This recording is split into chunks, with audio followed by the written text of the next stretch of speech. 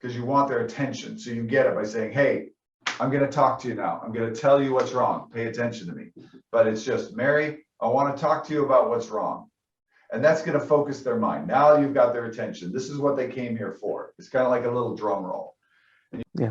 I want high conviction, high confrontation. Look them in the eye, say, this is what's wrong. If you can't be 100% sure, look at them and go, I'm 90% sure this is what's wrong. There's a slight chance it's something else, but I don't think so. This is the one I'm very confident in. Okay? Yep. Now, once you say that to them, you just answered one of their number one question they have. What is wrong with me? You told it to them, make a big deal about it. The next question that pops into their head as soon as you answer question, they don't even know they have these 4 questions. They're in the back of their head and you just answered one. The second question that pops in their head when you say you've got a torn disc or you've got, whatever the condition is, do you know what it is? Oh, the next question they have, what can I do about it? Huh? What can I do about it? Exactly. And more specifically, they want to know, can you help me? So, right. Hey, you got a torn rotator. Uh-oh. Well, what do I do? So as soon as you tell them you've got a torn disc in your neck, Mary, does that make sense? She says, yes, that makes sense. You wait a half a second and then you go, now, Mary, I can help you with this. We can definitely help you with this. A real strong response. You don't ever say, we can fix this. Why not? In case it fails. Yes. And you don't know for sure. And most of these problems are not completely fixable. Right. And so even if you get 50% better, if you say, I can fix this, you failed. Whereas if you say, I can help you with this. You're setting yourself up for problems. And most people realize this. Not only that, but Chris, if they've got a degenerative disc and they've had it for 20 years, right, and you look at them and go, I can fix this. You're lying to them. You look like an idiot too, because they go, what do you mean? I've had 2 surgeries and I've had 7 doctors say there's nothing they can do about this. And you can fix this? What kind of a moron are you? Maybe I can't fix it, but I can take your 7 down to a 4. I feel very confident and in about your that. mind, that may be fixing it. I'm just saying the phraseology you use here is very important. And the same thing I tell every single person, I look them in the eye and go, Mary, I can definitely help you with this. Yeah. Now, me helping you might just be referring you to a surgeon, but that's helping. You see, there's almost low expectations, but just hearing that, just having somebody go, Mary, I got you. I can help you with this. That's going to appease them and create a nice warm fuzzy where they go, okay, good. I'm in the right place. And you can even say it, you're in the right place. I know what to do. I know how to help you. Yeah. Okay. Okay. But doctors don't do that. You got to understand, this is psychology. Mary, here's your problem. Make sense? Yes, I can help. Now, after you answer that question, they go, bam, you just answered question number 1 and question number 2. And they didn't even know why, but they're feeling a lot of relief and anxiety because you just told them what's wrong. But they're liking you at this point because you're giving them answers to their questions. The third question they have is, anyone, you want to guess? How can you help? Yeah. How long is it going to take?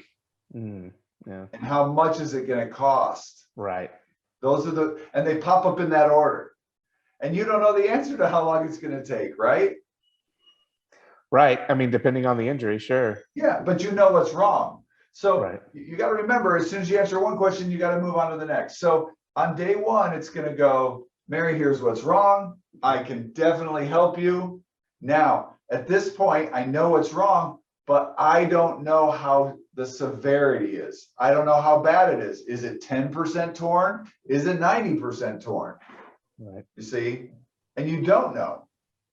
Right.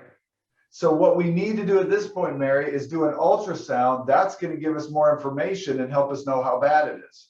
Or what we need to do at this point, Mary, is we need to do an x-ray. Right. See, that's where we move in. And at this point, they are so, if you've done these tiny little steps that I've taught you at this point, man, 99% of the time, whatever you tell them to do, they're like, I'm on board. You need an x-ray? Great. You need an ultrasound? Great. They never say no. Okay. Never. Sometimes they still say no. They could have obstacles or money concerns. And we'll talk about how you deal with obstacles, money concerns, time concerns, things like that. There's a formula for that. But at this point, now you're going to do the testing. Okay, so you've got the diagnosis, you gave them the diagnosis, you told them you can help, you took the ultrasound. Now, we like to do a 3-day, if at all possible, a 3-day kind of new patient experience. And we like that because it gives the patient a little bit more time to process the information, we get to educate them a little bit. So at the end of that visit, you'll go, okay, Mary, I took the ultrasound, you know, or we're going to take I'm going to send you over to take the x-ray. I want you to come back tomorrow and we're going to talk about your condition. So we know what's wrong, but tomorrow we're going to educate you and talk about solutions and things like that. Okay. And they're going to go, okay. And that's when you can walk them up to the front desk and say, let's go to the front desk and make that appointment. So the reason they have to come back tomorrow is so that you can study the ultrasound, study the x-ray, and think about their case. Just gives you a chance to put together some ideas for them. Okay. Okay. Any questions about that? Makes total sense. Okay. The other thing that you might say, the other option, let's say a chiropractor sent them over to you and said, hey, they got a bulging disc in their neck. I want to do some PRP. Okay. Yeah. So this is going to be really fast. They're going to come over. You're going to say, okay, you got a bulging disc in your neck. Tell me about it. Now they just got done having this experience with the chiropractor talk about doing all what we just did. So that visit could take literally less than 10 minutes. You say, hey, I talked to the chiropractor. He said you got a bulging disc at C5. I looked at your x-rays. Let me ask you a few questions. Now, obviously the chiropractor, I don't know what kind of screening process you need for PRP, but you're just going to review really quick. Okay, tell me about your condition. How long's it bothered you for? How's it affecting your life? Okay, let me look at your x-rays. You pull up the x-rays real quick. Yeah, looks like you got a bulging disc. You know, any history of this? You know, that's when you're going to do a review of systems. And then when you're done, you look them in the eye and go, you know what? I agree with the chiropractor. This sounds exactly like a bulging disc. I think the PRP is warranted in this case. Or if you disagree, say, I don't think you need PRP. But I'm going to send you back to the chiropractor and I'll let him know that PRP is definitely going to assist him in what he's trying to do for your neck. And that's it. You're done.